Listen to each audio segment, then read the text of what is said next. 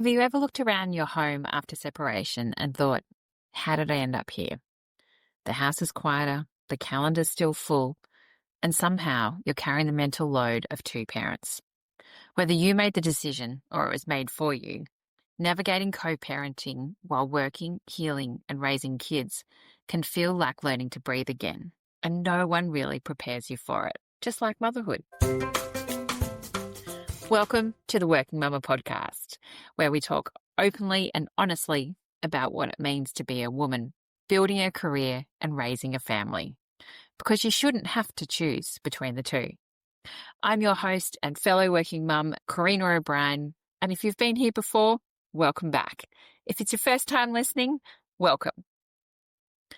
And today we're diving into a topic that affects so many working mums, but often goes unspoken. And that's co-parenting after separation or divorce. My guest, family lawyer and co-parent Gabriella Pomare, shares her story of rebuilding life after separation, what healthy co-parenting really looks like, how to protect your kids from conflict, and the practical strategies to make it work, from communication, boundaries, to sharing calendars and also healing.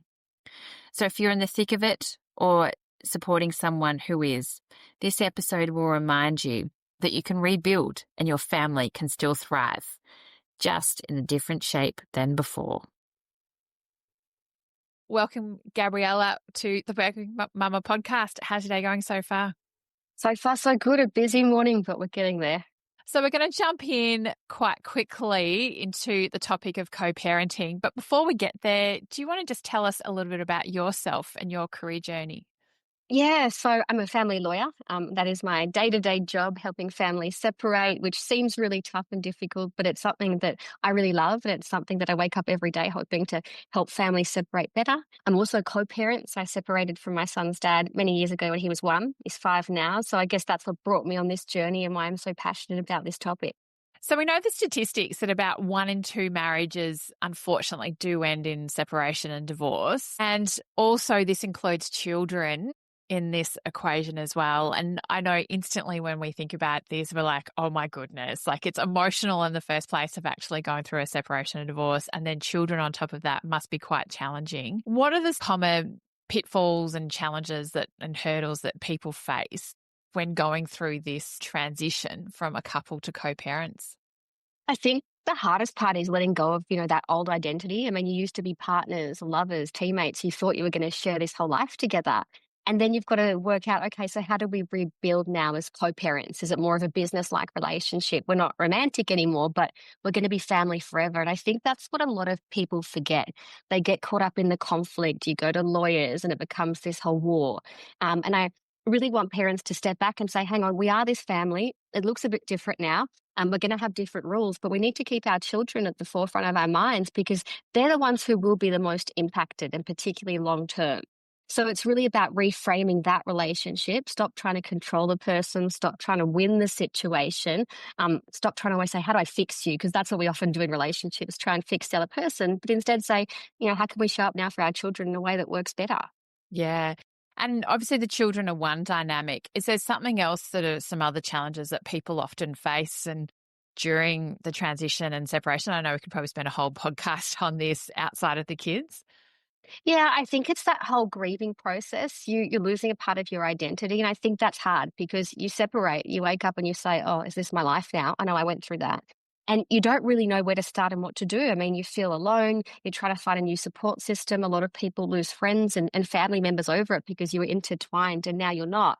So I guess you're trying to rebuild and go through that roller coaster of emotions on your own. And then if you've got children as well, it's that whole, how do I look after them and their feelings, check in with them and make sure they're okay, but also heal myself. And I think it's that healing journey that allows you to become a better co-parent, and it takes time. Like, realistically, no one is a good parent day one. Once you allow yourself to heal and slowly move on, I think that's when you become a better co-parent, to use an expression. Yeah, no, it's a really good term, and I think it's a really good way of reframing it as well. So just on with the children, how can we manage their emotions and I guess take sometimes our emotions out of it, but really focus on the kids? Because as you say, undoing what was, a romantic relationship and a different future of what you may have been thinking. But then there's a lot of emotions there, but also, as you say, we've got to keep the children at the center, don't we? Yeah, and I think the reality is you're still modeling parenthood, right? So if you can't model that romantic relationship for them, you should at least model good communication, the ability to get on. Even if you don't pretend, I always say, children really need, reassurance, stability. They want to be able to love both their parents. So a lot of people, when they're going through a separation or divorce, children struggle because they internalize the blame. They almost feel guilty. Did I do something wrong? Did I cause them to separate? So I think they need that reassurance of you didn't do anything wrong. We're still a family. Not too much will change for you, because when everything changes all at once, their whole world collapses. So you try and keep some routines the same. You reassure them, although they have two homes, things will stay similar enough. It's okay to talk about both homes. That's something that can be really difficult, particularly when a separation is fresh. If there's been an affair or there's been a high conflict separation, it can be hard for one parent to hear what's going on in that other home. And you often sit at home when your child's with their other parent and you wonder, what's going on? What's my child doing? Are they being looked after? And I think you just need to allow yourself to be okay with your child speaking about that other home, but without questioning them. So I think that's really important. That gives that child a sense of safety and security. And what about when I know someone who's going through this at the moment, and Mm, if particularly one parent is saying, "Oh, what's happening with this?" or "I'm the better yeah. parent," and there's a bit of, I guess, not Competition. blame, but competition, and that's going on between it. And, well, I'm better than dad, or vice Yeah. versa. And the kids, unfortunately, are really stuck in the middle. And I know that this is going to be going to mediation, and that's, there's a lot of extenuating circumstances that are around it, but the kids are just stuck in the middle. It's really difficult because I think as parents too, we think if we can win them over, if we can say we're better, take them on better holidays, buy them nicer things for home. A lot of people go and buy a dog the minute they separate and they say, oh, look, I've got the dog now. I'm the home that you want to live more in. It's almost being done, as you say, to win over these kids, whether it's through court or through mediation. And that's why I always say co-parenting takes a long time. It's more of a journey because these sorts of issues happen all the time straight away. It's that high conflict. It's that emotion. It's we've just broken up. We're competing. But over time, you'll see that it's probably not working for your child and they will be impacted. I mean, I've done so many mediations, and these days we do what's called a child inclusive mediation. And I had these teenagers not long ago so upset, didn't want to go to school, couldn't sleep, weren't eating, really impacted. And when they were asked why, they said, we just can't take the conflict between mum and dad anymore. We don't care who's right or wrong. We just want the fighting to stop. And sometimes I think once parents hear that, they slow down and say, "It's not about who's home, what we give them. Can we just try and get on for their sakes to try and normalize what's going on for them?" Because we know that a child's experience of their parents' divorce so largely impacts their future, their adult relationships, their marriages, how they then parent. So if we can try and remember that, perhaps that will change the way we communicate with our ex or our co-parent, or how we speak about them in front of our children. How can we do that when there might be really heightened emotions, there might be some arguing and a bit of conflict. And it's often hard. I know even, even at home when I know my own kids are like, they've reached the threshold and they've got to come back down to a better level so you can actually talk to them at a normal rate. Like, Yeah. how can you, with those heightened emotions, have good communication if both are just lockerheads, not agreeing? Yeah. Look, at the beginning, it's tough. But I think you need to put in place strategies. So, one of the chapters in my book, I have 4 pillars of communication: listen, pause, reflect, and respond. I think the pause part's the most important. So, straight away, listen, actually hear what the co parent is saying or your ex is saying, not just listen for the sake of it. But don't respond straight away. We've all got that. You want to straight away text back, you want to shoot from the hip. You're probably really angry. So, you want to bite back. And you often engage in an argument or something high conflict for the sake of it because you want to win or just because that person makes you so angry. But if you slow down and you pause and you think about, all right, what are we actually talking about? And I often say, would your child be proud of you, or would you allow your child to read the message you're sending? And if the answer is no, don't send it or don't say it, because realistically, it's not going to have the impact you want it to. It'll continue the argument. And although it feels good sometimes to say, hey, I won that, or yep, I got them, often not better for your child. So, as hard as it is, I tell my clients and people I speak to, if you're really angry or if something's really annoyed you, they've done something wrong, write it down in an email. Just don't send it or send it to a family member. Journal it, do anything but send it to them to increase that conflict, because it's more likely than not that the other parent will then go back and tell your child, mum said this or dad said that. Or these days, I'm hearing so often, kids who are using their parents' phones are reading the text. They're on WhatsApp and they're seeing the conflict, and that is so hurtful to a child because, again, they internalize that. It must be really difficult. Yeah. So once you've paused, you then just go, okay, maybe the next day I send maybe a more level-headed text message.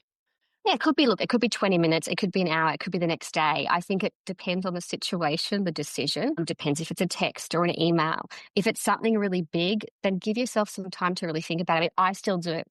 I might get asked, can we swap a weekend or can my son go overseas, for example? And straight away I'll be like, it's a bit of jealousy almost. Oh, overseas again. And then I think, okay, does it really matter? It's probably benefiting him. He's going to find it really exciting. Let's go back with yes. And how can we make up some time or something? How do you find that middle ground when both are going to want to go, no, I want the kids, or I want to, be that cool parent and things like that, that I Yeah. know it doesn't always work out 50-50 in terms of visitation and the like. So how can people navigate that with kids? And I'm sure that custody is one of the biggest challenges that people come around with divorce and separation. Yeah, look, it takes time again. A lot of people rush. They'll ring me when they first separate, and I say, slow down. Whatever you think might work today probably won't work in 6 months or a year. You need to see how a child reacts to time arrangements, how they're going between homes, how emotionally they're doing. Keep checking in. And it still become a competition, a child goes overseas with one parent, so the other parent says, I'm going to do it bigger and better. But I think you need to slow down and, again, keep at the forefront of your mind, is this benefiting me or is this benefiting my child? And if you can try and always keep that, at the center of every decision you make or an action you take, usually you'll make the right one. And if not, I can only hope that with time you start to see the impact on your children. And otherwise, I say engage with a good family therapist or a good mediator. I know I'm a family lawyer and I should sell it that way, but the reality is when there are issues to do with communication and really co-parenting, there's so much a lawyer can do. There are really great resources out there. Use them. There's no shame in going to a good family therapist and saying, these are the issues we're having. How can we work through them together? Yeah. And even trying to get to avoid that probably separation if need be. But Yeah. as you say, communication is so key, I guess, at all stages of a relationship, not just at the end. Yeah, and I think that's a big tell sign too. I mean, I never tell someone to separate, but you'll often see the warning signs during a relationship of when you've got that poor communication, you can't seem to better it. It's probably only going to get worse once you do separate. So you want to put in place some tools and strategies straight away. Have those rules in place. Like, for example, we might only text. We'll send emails unless it's urgent. Some people use a co-parenting app. Which seems clinical but tends to work because you're not being confronted maybe by that person's name all the time, particularly if you're still really hurt. So there are ways to do it and strategies to put in place, but I say do it from the early days so you don't end up in that high conflict situation where it's almost impossible to get out of. Yeah, the he said, she said scenario, and you're just like, this is just too much. Oh, yes. Yeah. And I get lots of those sent to me. I could agree with Yeah. that. Now, I've heard the concept of bird nesting. What Mm. is it? And do you think it works? It's been around forever, but it seems to be very popular at the moment through social media. It's all over the news. And it's not something I'm against. I think overall the idea is to promote stability for a child. So the children stay in the family home and the parents take turns living there, week about, for example. And it's designed to really give kids stability at the early phases of separation. And I think for like a short season, it does work, particularly whilst you're, working out your property settlement or you're finding your feet. But the reality is long term, I think it's emotionally draining because it blurs boundaries. You're probably still sharing the former matrimonial bed or the bedroom. You don't know, are we sharing groceries? Are we doing chores together? You've got the cost of then maintaining two or maybe three houses. So it can work if there's really good trust and communication and I think a really clear end date, but only for a certain period. Yeah. And what ways do people typically do, like, as you said, the family home? And I guess kids always need that stability, and home is often that grounding force around it. Are there ways that people navigate this as well? And I know that it can be quite challenging as well, dividing up property. Yeah, and I think, look, I know ideally it's nice for children to stay in their family home, but it could also bring hurt and memories for them. So I don't think people should hold on to that simply because they think it'll benefit their children.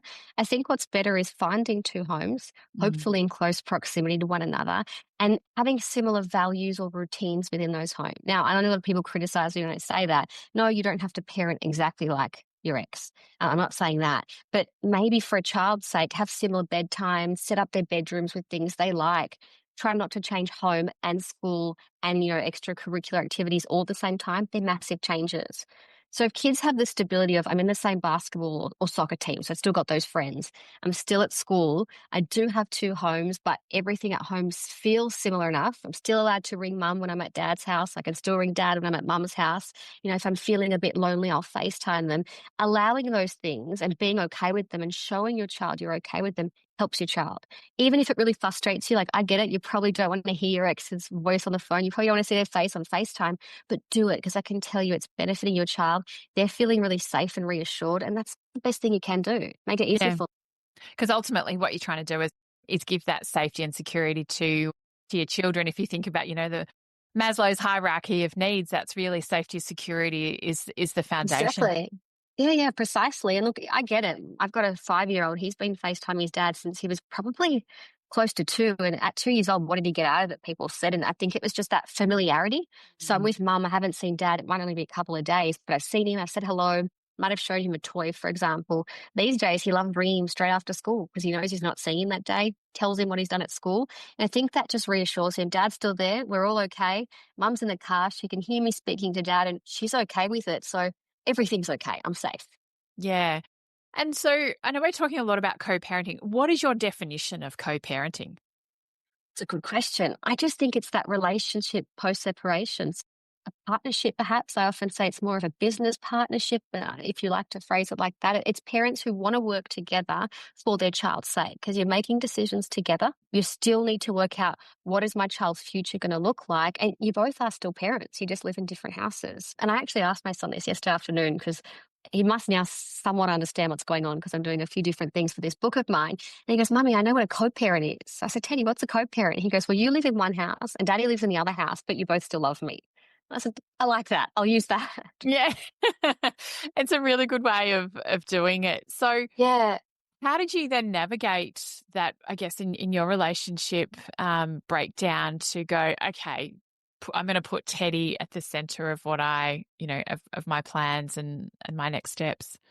Yeah, it didn't happen straight away. I can tell you that. Even as a family lawyer, I didn't know what to do. I mean, I woke up every day and I thought, what is my plan now? I thought I had life mapped out. You build a house, you go on holidays, you say, this is where my child's going to go to school, this is what our life's going to look like. And then all of a sudden it doesn't. So I think it took me time to heal, to find a way forward and to say, okay, life's getting back on track. And I did that because he was my constant. Do you know what I mean? He was quite young. He didn't really understand, or I thought he didn't understand. These days, he asks a million questions. He's trying to understand, but were you married and did you live with dad? And that's hard because I don't even know how to answer half those questions. But I think by seeing him, and for me, it was I'd seen so much heartbreak through my work as a family lawyer. I'm in court all the time.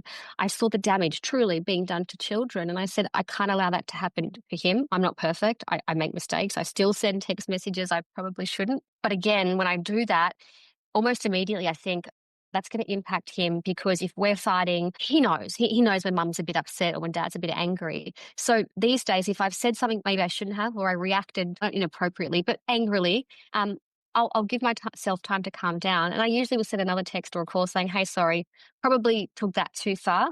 Let's just slow it down, rewind and start again. And that often works. Yeah, as hard as it is.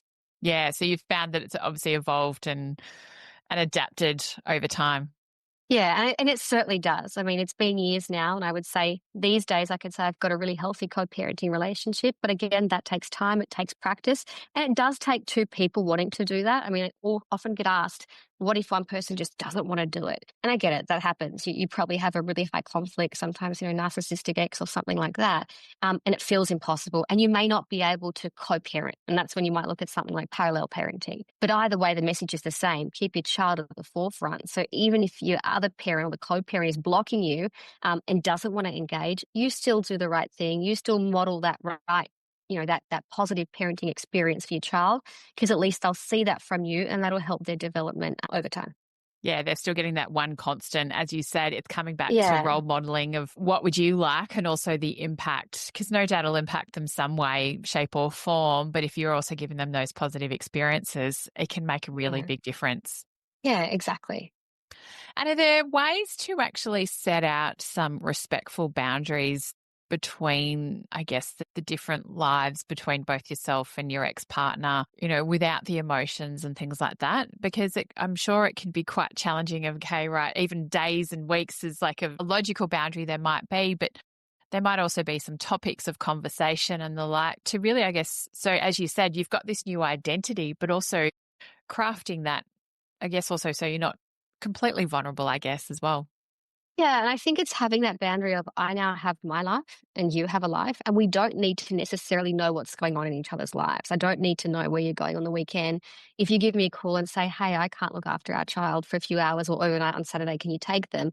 You don't have to say why, where are you going, who are you going with, and all those different things. At As some much as point, you probably want to at the time. oh yeah, oh yeah, definitely. And particularly in the early days, I'm sure you're scrolling online trying to work everything out. And I go through this in my book because there's a natural desire to want to know about, your ex partner's life now, and you'll scroll social media. So sometimes an early boundary is sadly deleting each other or not following each other on social media, just so you don't have that constant need to know what's happening, because that can be very overwhelming and that can cause you to be stuck in that grief. I think having a communication plan from the beginning. So whether you say it's a call once a week for the big issues, health, school, whatever it might be, text for emergencies. Depends on the nature of your relationship too. If it's very high conflict, you want a really clear, structured communication plan. If you're friendly enough and you've been able to do things in a happy way, you might be okay with texting constantly and there's no issue with it. Sometimes setting clear times for responses. So again, you can't demand a response in 5 or 10 minutes, but you can say, look, give me a couple of hours because either I'm working or I'm with children or I've got other responsibilities. Biggest boundary, I think, is all discussions should be limited to the children and not your personal lives. And ensuring you don't then use your children as messengers to have those discussions between you both and make decisions.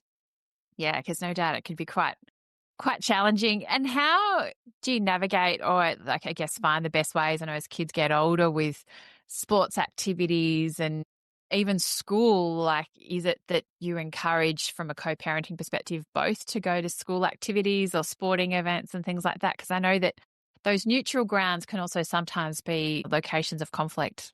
Yeah, look, and I've seen it both ways. I've had families who go to soccer and they've got to stand at opposite sides of the field. They'll end up in conflict in front of other families, and that is so bad for a child. It's embarrassing. It's Mm. that guilt that they don't want to feel. So I think if you're in that type of a relationship, which is life, there aren't all perfect separated families. Not everyone can get on, and there are reasons for that, and that is perfectly okay.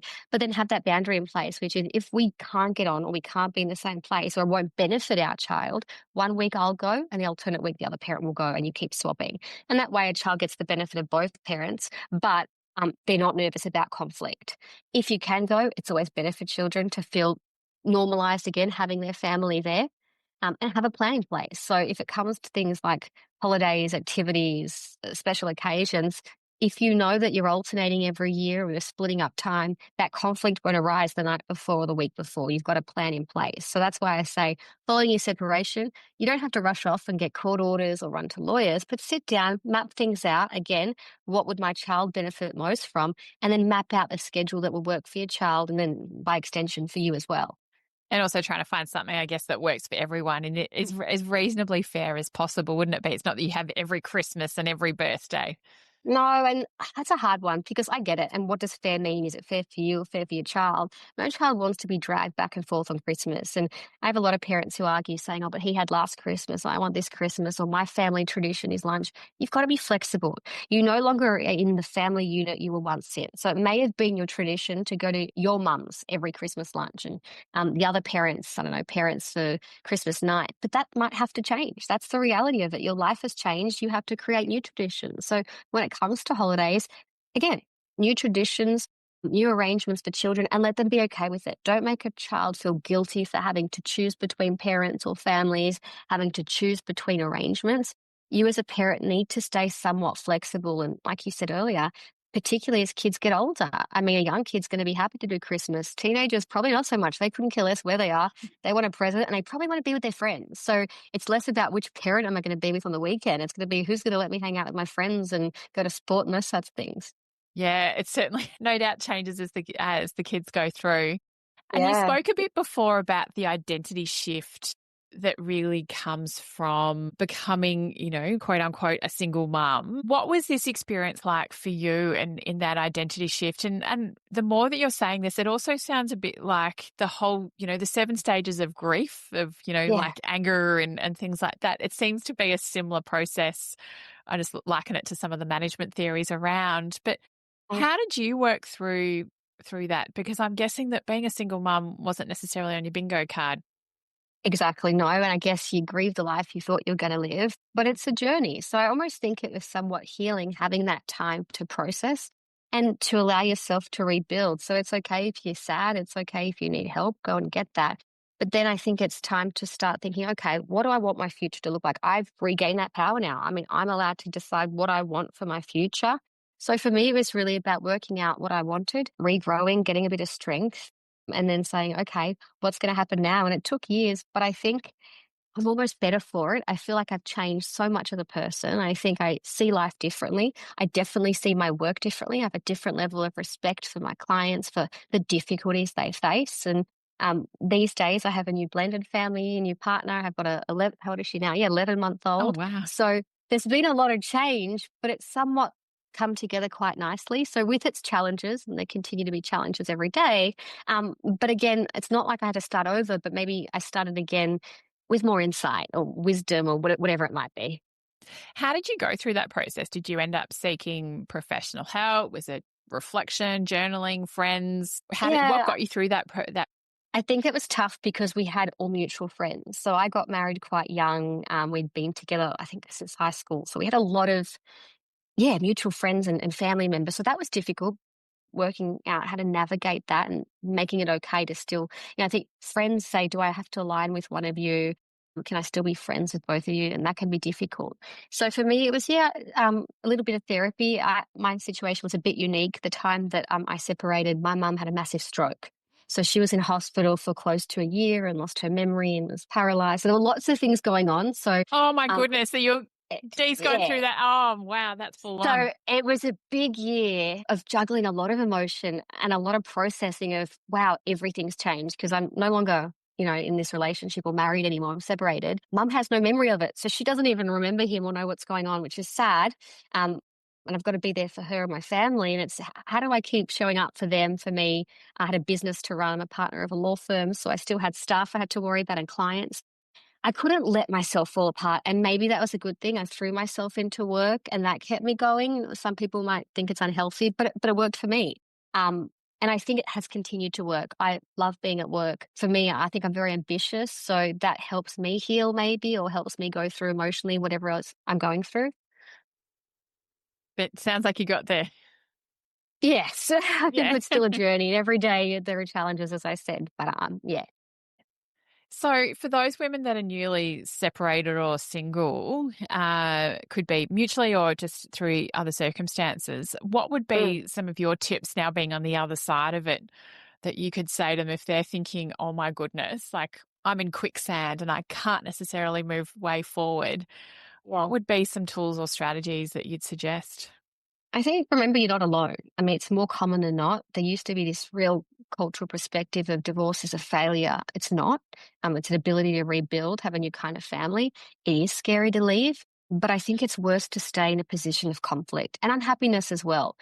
It's a long life. You want to be healthy, and to be healthy, I think you need to be happy. So I think the key is to plan. So build your support team, family, friends, practically how's it going to work? Get advice early. And remember, you don't need the whole path, the whole plan from day one. It really is a journey. Take it from me. Things will evolve and change over time, and you'll start to find yourself again. Once you start having, I guess you'll have a little bit more time if you do have children because of that whole co parenting relationship. Find things that make you happy.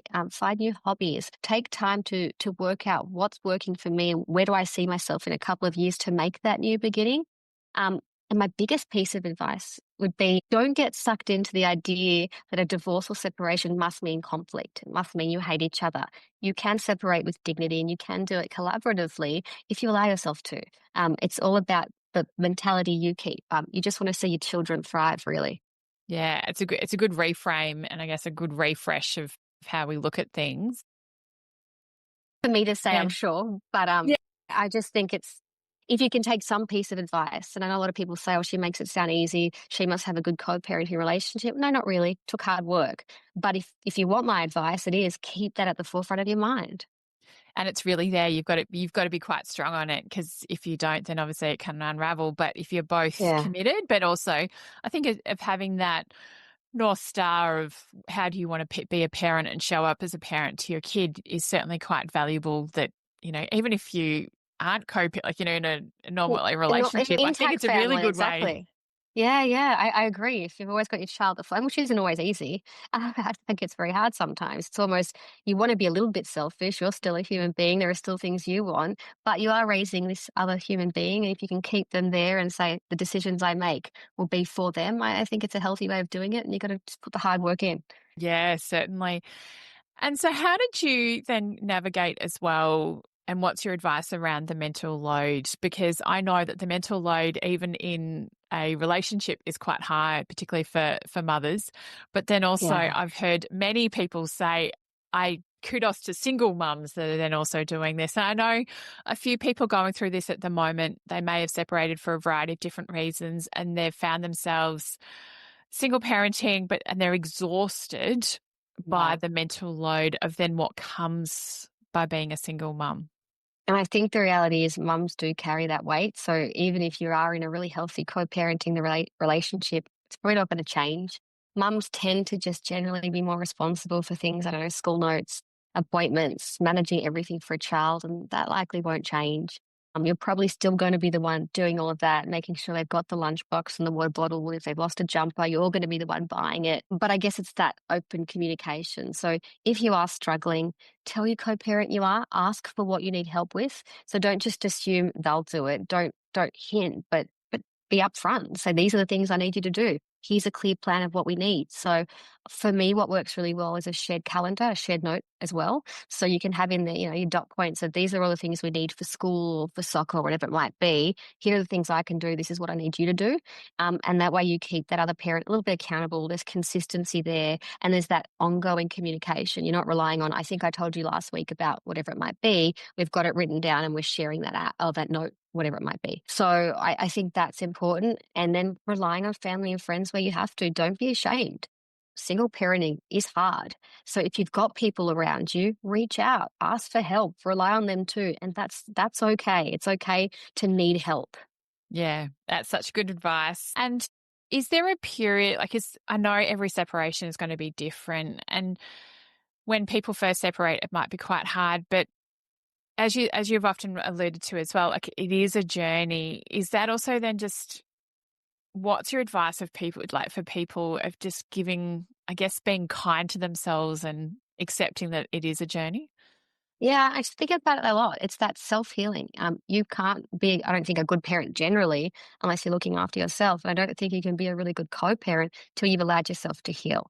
So there isn't shame in that. I think so many people have a breakdown of a relationship or a divorce, and there's this embarrassment of it didn't work out for me. What are people going to think? I've got to take my kid to school. The mums are going to be looking at me. Who cares? I always say.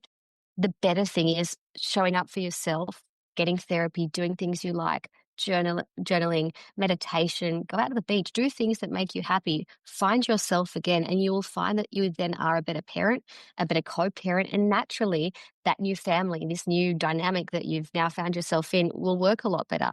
But you need to be happy first, and that doesn't take a day or 2 days. And if you're a few years down the track and you separated years ago and you're still in a difficult place, that's okay too. Don't be so hard on yourself. That's my biggest piece of advice. Life is hard and nobody's perfect. I'm definitely not a perfect parent or co-parent, but I think some nights I sit back and allow myself to say, it's okay if I mucked up today. Maybe I yelled at my son in the car because I was stressed, whatever it is. That's okay.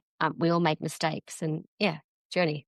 Yeah. And how do we then also navigate when we may find a new partner and then we've also then co-parenting and it's like, when do we tell them? Obviously, kids Yeah. will no doubt tell and things. That added dimension must also be something that can be a little bit tricky to navigate. Yeah, I think it's a really delicate one because new relationships often trigger the biggest insecurities in people. And I often find that, two exes or two co-parents might be getting on really well. And the minute a new partner is introduced, life blows up. So I think my biggest piece of advice would be take it slow, particularly for your children, because children need to feel emotionally safe, particularly before they meet someone new. People say how long? There's no rule. Is 12 months the right time? I can't say. But when you feel that you've been in that relationship, you're emotionally secure, it's going well, you have the same values, and you can tell that your child's of the right age, maturity, those sorts of things, that's when maybe you introduce them. Because I'm not saying go and hide your happiness, go and hide the fact you're in this new relationship, but you've got to protect your child's emotion too and their heart. So I think that's really important. And then whether or not you need to introduce that person to your ex, again, it's a personal decision. There's no rule about it, there's no law. But I think if we talk about respect, perhaps a quick introduction, particularly if you're then blending families and you've got this new partner living with you, I think it's important for your child's other parent to know who's living with their child. I think that's important from a safety, security perspective. It's not about control. Your ex doesn't need to know absolutely everything about your life, but they do need to know what's going on in your child's life. So, yeah, I think that's important too. And in terms of your children and how they're going to react to a new partner, it takes time. Again, it's going to be different if you've got toddlers, you've got young school children, you've got teenagers. Teenagers are probably going to fight back. They're probably not going to like the person on purpose. There are so many different things you're going to go through and emotions, and that can be triggering and difficult. So, again, keeping a third party available, like a therapist, if you need to, is really important. Yeah, that's great advice. And so, what advice and tips do you have for someone who might be considering leaving their partner? And I know that people don't necessarily wake up in the morning and going, right, we're going to separate and get divorced today. It is Yeah. often a number of years, months in the making. And what would be about navigating this if they're just starting out on this journey and thinking, oh my goodness, this sounds like a lot. How can I do it? I think they have to remember that you're brave for doing it if that is the decision you make, but think about it carefully. It's not something to rush into. I think you try everything you can. You try to improve communication, you do your therapy. And if it's not working, that's okay. Be okay with the fact that it's not okay and then take that next step. I always find it difficult. Some people keep, one foot in and one foot out. No, make that clear cut. If you're separating, move forward and start putting that plan in place and know that it takes time. Be flexible. You're not going to be able to resolve your property, your finances, and your children day one. Don't engage in conflict for the sake of it. Try and remain amicable and collaborative where you can, and protect your children. That's the biggest thing. They don't need to know what's going on. You don't need to be honest with them about what their other parents done, what your heartbreak or your hurt is. It's okay that they know you're upset. They should. They should know you're grieving, but you don't want to make their entire life about your grief and your emotion. You try and shield them from that where you can. A lot of parents sort of befriend their children following a separation and they become, the person they tell everything to. Dad did this, mum, dad did this, and this is what I'm feeling. I've got no money because dad's not paying the child support. Don't do that. So I guess if I have advice, it's read my book. There are a lot of tools and strategies in there. And it's just trust yourself. As long as your child's the forefront of your mind, you're doing things right. And again, it's okay to make mistakes. Yeah. And it may not always be perfect between the two partners. And no doubt Absolutely. it won't be perfect and certainly there will be that period of conflict. But I guess as you say, having the children at the center of what you're doing really helps with, I guess, providing a North Star through what is really tricky times. Yeah. And I guess don't compare yourself to other people. That's probably a really important one too. What's working for one separated family might be great, but it may not suit your particular set of needs, your particular children, because children are so different too. You've got children with all different sorts of needs, different ages, different developmental stages. Their school might have an impact. So you can't always compare yourself and do exactly what someone else is doing. Adapt and really work out what's going to suit your particular family moving forward. Yeah, because you can't necessarily manage the emotions even of your partner because they may be No. responding in a certain way. But as you said earlier, I guess if you be that, that grounded person, it can really help be that that safety zone and safety net for the children. Absolutely. Now, is there anything else that you want to just share, any advice, tips, or anything else like that around co-parenting before we finish up? Um, I don't think so. I think my biggest message, and I think I started out with it, is don't try and fix the other person. People aren't fixable. But I think what you can do is guide them. And if you're learning something from this conversation, from the book, from other conversations with other people about separated families, um, yeah, give that advice to your co-parent without controlling them or forcing them to do it. But I always say drop hints and show them examples of how you can do things better. And slowly and over time, things should improve. Oh, very good. And also, just quickly, when's the best point to then appoint a lawyer or go down that path? Or I know at times you may not even need a lawyer if it's going well. Yeah, look, I think everyone needs a lawyer at the end of the day for finances and things like that. Even if you have agreed on what your financial settlement should be, getting lawyers to draft it up is really important so it's done properly and you're protected. From a parenting perspective, no, you don't always need lawyers. If you can work it out between yourselves and have something really flexible in place, a parenting plan, that's good. For people who need particular boundaries in place, who need everything written down, which is okay too, some consent orders are helpful. Lawyers can help with mediation. There are a lot of really good parenting mediators out there too who can assist. So first protocol doesn't have to be this nervousness of I'm going to rush off to court because we can't get on about our kids. That's not right either. As lawyers, we try and do everything we can to resolve things through dispute resolution and those sorts of other resources. Great tips. So, Gabriella, what do you do for self-care and to look after yourself? That's a good question for all that time that I had. Yeah. Um, Look, I think being outside for me is a big one, away from screens. I spend so much time on the phone, in front of my computer. So I like to be outside on weekends, whether it's going to the park, going to the beach, spending time in the Southern Highlands. We're in Sydney, so down there we love it. Watching the sunset, doing those little things in nature with my kids, because I do spend little time with them between work and all my other responsibilities. So I think that's what keeps me grounded. Fantastic. So, where can people connect with you and find out more about the book? Yeah, so Instagram, I've got I share videos, tips, those sorts of things. So at Collaborative Co-Parent, and my website, which is www.thecollaborativecode-parent.com.au. Again, lots of tips. There's some free resources on there too. There's a 5-step reset. So if you're struggling, it's been a few years and you're in a high conflict co-parenting relationship, I've got a reset guide on there. And I've also got a free communication ebook on there as well. Fantastic. Well, thank you so much for sharing so many practical and really useful tips and strategies to navigate, which is no doubt a very stressful and a highly emotional process. But as you say, communication and also focusing on the children is so important. So thank you so much. Thank you for having the conversation. I think it's an important one and you're getting the message out there, which is really important. Yes, definitely. Thank you. Thank you for listening to the Working Mama podcast. Subscribe to the podcast on iTunes, Spotify, or your favorite podcast catcher.